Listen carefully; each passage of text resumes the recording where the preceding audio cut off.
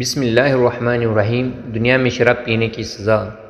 حضرت انس رضی اللہ تعالیٰ عنہ سے روایت ہے، نبی اکرم صلی اللہ علیہ وآلہ وسلم کے پاس ایک آدمی لایا گیا جس نے شراب پی تھی۔ آپ صلی اللہ علیہ وآلہ وسلم نے کھجور کی 2 چھڑیوں سے 40 کے قریب مارا۔ ابو بکر رضی اللہ تعالیٰ عنہ نے بھی اپنے دور خلافت میں ایسا ہی کیا۔